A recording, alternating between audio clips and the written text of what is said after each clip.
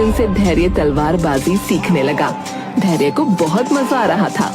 और जब पेड़ के नीचे गुरुकुल के गुरुजी बड़े बड़े राजकुमारों को शिक्षा दे रहे थे, वहीं दूर बैठकर धैर्य भी शिक्षा ग्रहण कर रहा था। तभी गुरुजी ने एक प्रश्न पूछा।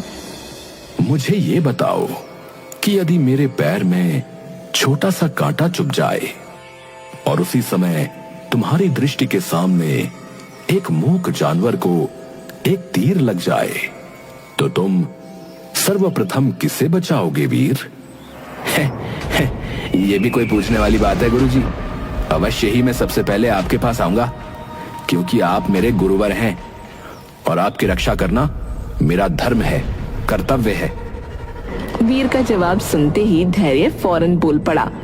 यदि मैं राजकुमार के स्थान पर होता तो मैं अवश्य सबसे पहले उस मूक जानवर का तीर निकालता, उसकी सहायता करता और उसके बाद गुरुजी की सहायता करता, क्योंकि गुरुजी के पैर में तो एक छोटा सा कांटा ही चुभा है और वो एक चलते फिरते व्यक्ति हैं। वो स्वयं अपने पैर में चुभे कांटे को अपने हाथों से निकाल सकते हैं, परंतु वो मूक पशु तो अपने तीर को नहीं निकाल सकता और ना ही अपनी पीड़ा को अपने मुंह से बता सकता है।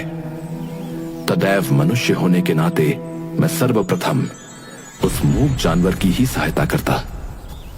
अरे वाह पुत्र, तुमने तो अति उत्तम उत्तर दिया है।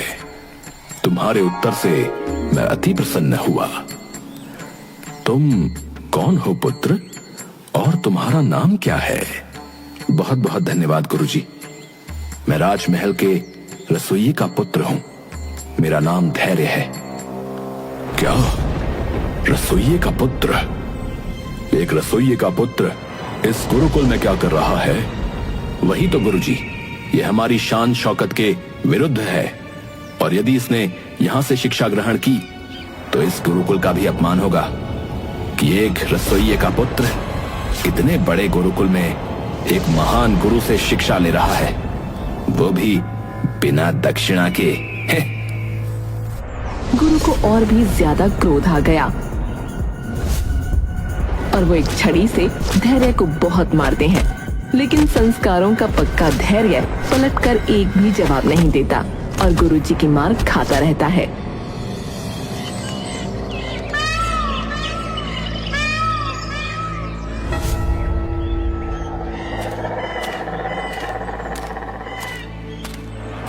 अरे गुरुजी, गुरुजी, आपको क्या हो गया गुरुजी? गुरुजी अपने हृदय पर हाथ रखे कुछ बोलने की कोशिश कर रहे थे, लेकिन वो कुछ भी नहीं कह पा रहे थे। लगता है आपको हृदय का दौरा पड़ा है। आप चिंता मत कीजिए, मुझे पता है आपको कौन सी जड़ी बूटियों की आवश्यकता है। तभी धैर्य भागकर जंगल गया।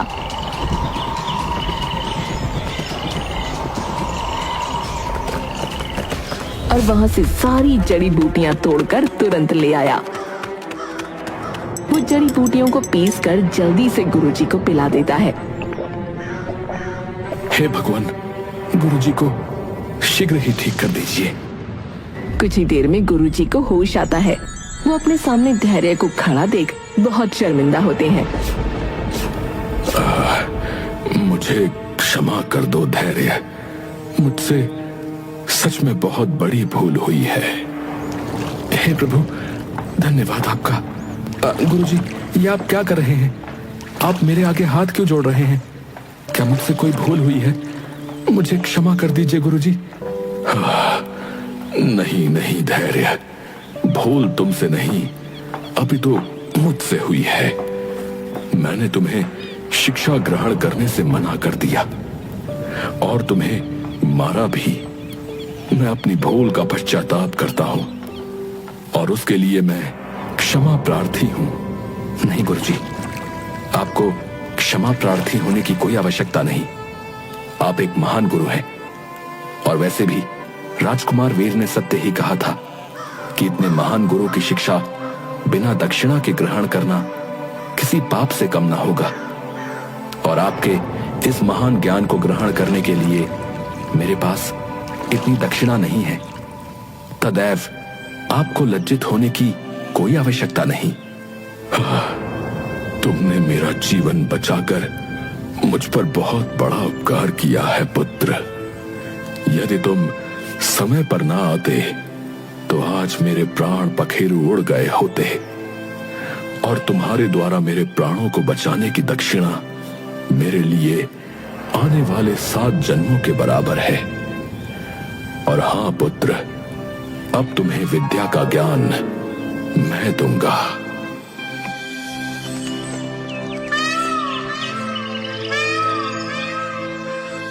अब धैर्य सैन्य शिक्षा के साथ साथ गुरुकुल की शिक्षा भी ग्रहण करने लगा। महाराज, हमारे बेटे के राज्याभिषेक का समय नजदीक आता जा रहा है, उसके लिए आपने कुछ सोचा है या नहीं? एक अजीब सी दुविधा है मन में। भला इसमें कैसी दुविधा? अनजान मत बनिए महारानी। आप भी जानती हैं कि आपका पुत्र कितना योग्य है राजा बनने के लिए। वो सिर्फ भोग विलास में व्यस्त रहता है, और अभी जबकि उसकी बुद्धि ने ठीक से कार्य करना भी प्रारंभ नहीं किया। तो बताइए, भला उसके हाथ में मैं राज्य की बागडोर कैसे दे दूं? अगर हमारा बेटा नहीं तो और कौन? राज्य की परंपरा है कि हर 60 साल के बाद राज्य को एक नया राजा चाहिए। अब बुजुर्ग हो रहे हैं, कोई तो जवान चाहिए ना इस राजगद्दी को संभालने के लिए। राजगद्दी योग्य व्यक्ति को मिलनी चाहिए महारानी। इसके लिए आवश्यक नहीं कि हमारा रक्त ही इसके योग्य हो। मैं कुछ समझी नहीं।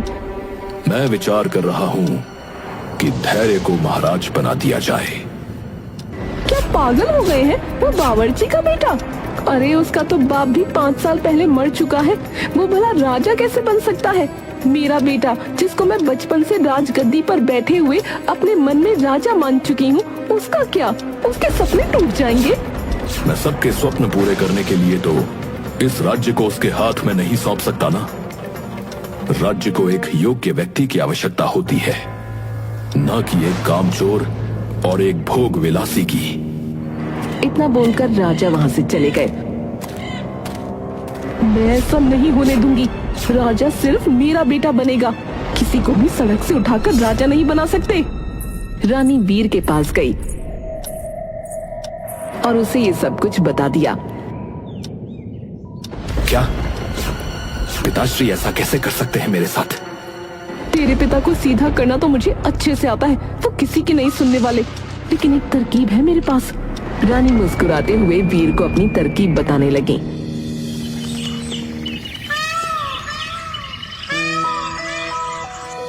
अगली सुबह जब धैर्य बगीचे में तलवारबाजी का अभ्यास कर रहा था, तभी वीर उसके पास आया। धैर्य, तुम यहाँ हो और पिताश्री तुम्हें पूरे राजमहल में ढूंढ रहे हैं। क्या आप सच कह रहे हो राजकुमार? महाराज ने क्या सच में मुझे स्मरण किया?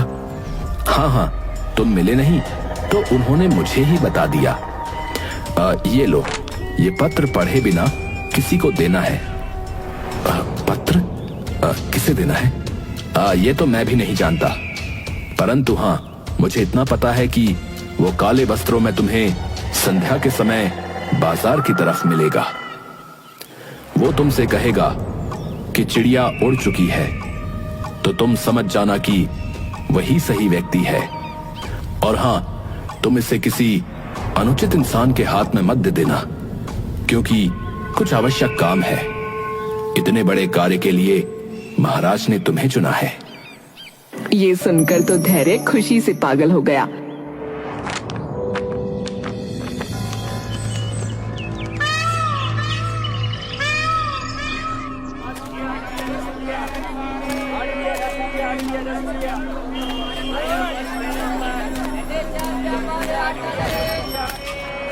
चिड़िया उड़ चुकी है। धैर्य समझ गया कि ये पत्र उसके हवाले करना है। धैर्य फौरन उस आदमी को पत्र दे देता है। पत्र लेते ही वो आदमी वहाँ से ऐसे भागा कि मानो वो कोई चोर हो। कि इतने में ही राजमहल के सिपाही वहाँ आ पहुँचे। सिपाहियों के साथ साथ महाराज और राजकुमार भी थे। पिताश्री, मैंने आपसे कहा था ना कि ये कोई देशद्रोही है। शत्रु देश के डाकिये को यहाँ का भेद पहुंचा रहा है। सब इसी का षड्यंत्र था। ये पहले राजमहल के निकट आया, फिर ये आपके निकट आया, और अब देखिए किस प्रकार से धोखा दिया है। वो तो भला हो कि मुझे पहले ही गुप्तचरों ने सब कुछ बता दिया था। क्या इसे बंदी बना लिया जाए? धैर्य, तुम ऐसे निकलोगे, मैंने इसकी कदापि अपेक्षा नहीं की थी। तुमने बहुत बड़ा अपराध किया है। लेकिन राजकुमार वीर, आपने ही तो मुझे यहां भेजा था, तो फिर अभी आप मिथ्या क्यों बोल रहे हो? कौन सा डाकिया? क्या बकते हो धैर्य? मैं तो तुमसे सुबह से मिला भी नहीं हूं। ये तुम कैसी मिथ्या बातें कर रहे हो? तुम मिथ्या बोल क्यों रहे हो मेरे सामने?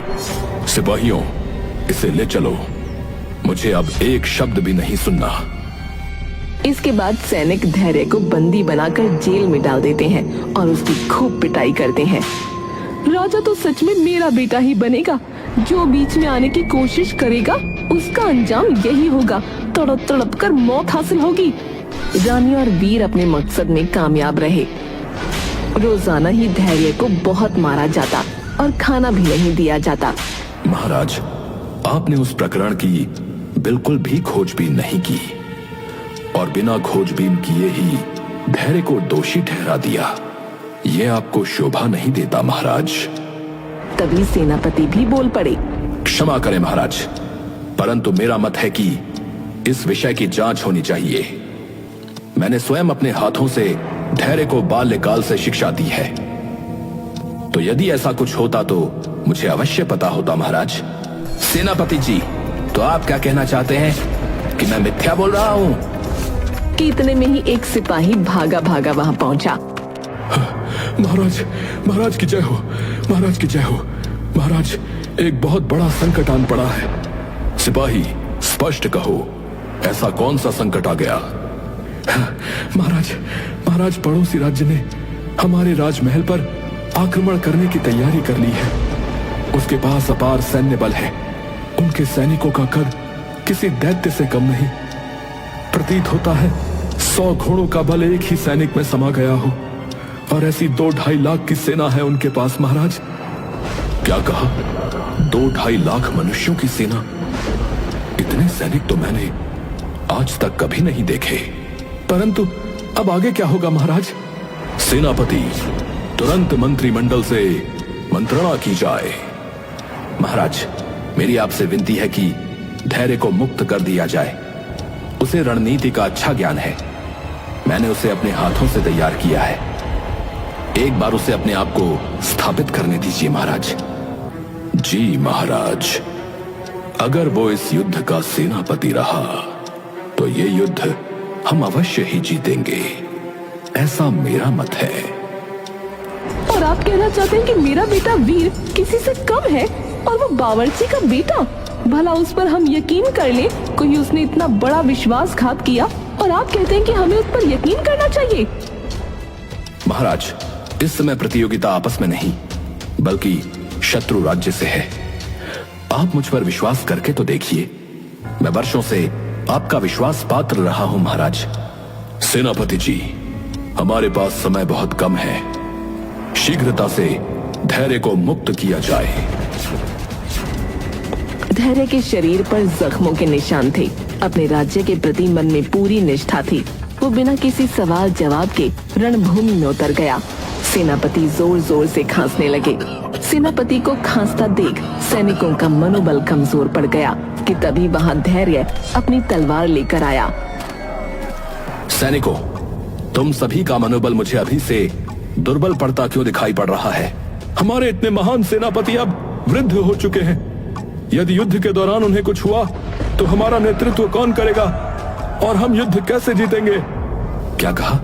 सेनापति वृद्ध हो गए हैं? तुम लोगों को इस बात की चिंता है?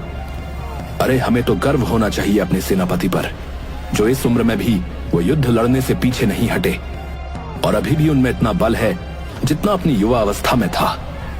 हमें तो भगवान से प्रार्थना करनी चाहिए कि हमें भी सेनापति जी जितनी ही शक्तियां प्राप्त हों और हम भी मृत्यु तक अपने राज्य की रक्षा कर सकें। धैर्य, तुमने सत्य कहा। जब तक मृत्यु हमें गले न लगा ले, तब तक इस राज्य पर अब हम आंच भी नहीं आने देंगे। चलो दिखा देते हैं शत्रु को कि हमारे राज्य के सैनिकों में कितनी शक्ति है और हमें कभी कोई नहीं हरा सकता। हाँ, चलो दिखा देते हैं उन्हें कि विजय ध्वज तो हमारा ही लहराएगा, फिर उसके लिए चाहे हमें अपना जीवन ही क्यों ना बलिदान देना पड़े। धैर्य की बातों से सेनापति और सैनिकों का हौसला और ज्यादा बुलंद हो गया। धैर्य, सेनापति, सैनिक और महाराज मिलकर राज्य को बचाने की रणनीति बना रहे थे, लेकिन वहीं दूसरी तरफ वीर छुप कर खड़ा था।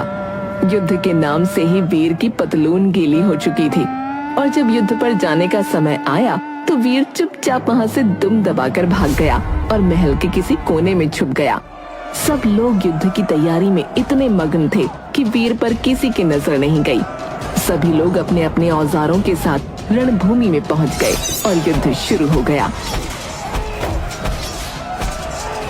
मेरे प्रिय सैनिकों, मुझे पता है तुम लोगों में बहुत अधिक बल और साहस है।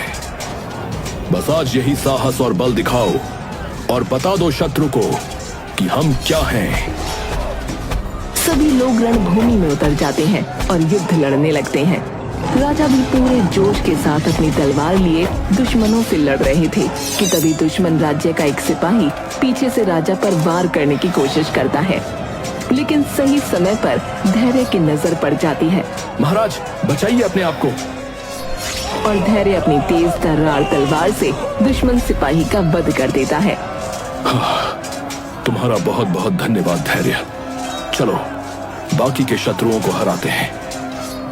दुश्मन राज्य के सैनिक आबादी में बहुत ज्यादा थे, जिस वजह से महाराज की सेना कमजोर पड़ती जा रही थी, लेकिन धैर्य ने अपना हौसला नहीं छोड़ा और अकेले ही दुश्मनों को हराकर विजय हासिल की। धैर्य की वजह से महाराज आज एक और युद्ध जीत गए। मुझे तुम पर गर्व है धैर्य। आज तुमने मेरी नाक कटने से बचा ली।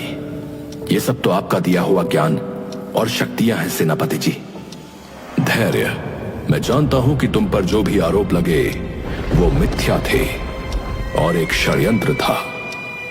रानी साहिबा, आपको क्या लगा कि ये राज्य मेरा राजमहल और यहां पर क्या हो रहा है उसकी मुझे कोई भनक नहीं होगी? मैं तो बस प्रतीक्षा कर रहा था उस पल की जब आप अपने ही मुंह से मुझे सब सत्य बता दें, परंतु वो समय नहीं आया। धैर्य ने इस युद्ध को जिताया है। युद्ध ही नहीं, उसने इस राज्य की भी रक्षा की है और इसी कारणवश इस राज्य की बागडोर अब मैं इसके हाथ में सौंपता हूं। ये सुनकर रानी को शर्मिंदगी के साथ साथ बहुत दुख हुआ। परंतु पिताश्री, चुप रहो, मुझे तुम्हारे विषय में कुछ नहीं सुनना। परंतु महाराज, राज सिंहासन के असली हकदार वीर राजकुमार हैं, मैं नहीं। और सभी सत्य कहते हैं कि मैं एक रसोइये का पुत्र हूं, तो मैं राजा नहीं बन सकता महाराज। बिल्कुल बिल्कुल सही कहा, मैं ही इसके योग्य हूं। आज पहली बार मैं तुमसे प्रसन्न हुआ। जब मैं राजा बनूंगा तो तुम ही मेरे मंत्री बनोगे। देखो धैर्य, वीर के अलावा मेरी कोई संतान नहीं है। तुम मुझे अपने पिता समान मानो। इस राज्य को एक प्रखर राजा की आवश्यकता है, एक कामचोर, भोग विलासी और डरपोक राजा की नहीं, जो राज्य को कठिन समय में पीठ दिखाकर भाग जाए। लेकिन महाराज, ये मेरा आदेश है और हां, कल ही तुम्हारा राज्य अभिषेक होगा। महाराज अपना अंतिम फैसला ले चुके थे।